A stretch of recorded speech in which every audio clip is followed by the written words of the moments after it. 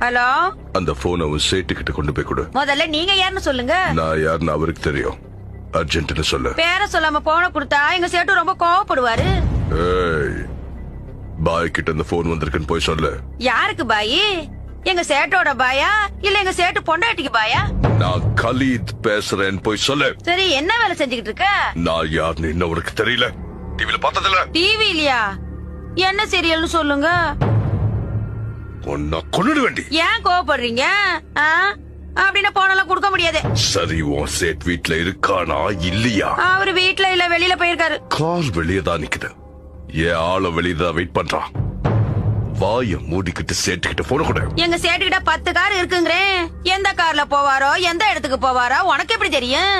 என் நம்பரையாவது note பண்ணிக்க. ஒழுங்கா எழுதிட்டு சேட் வந்தோட கூட. நம்பரை சொல்லு. 00. யோ, தமிழ்ல சொல்லு. 00. நம்பருக்கு முன்னாடி 0 எதுக்கு? ஏய், ஒரு சேட் வந்தோட சொல்ல. 10 கோடி கொடுக்கலடா செத்துருவான்.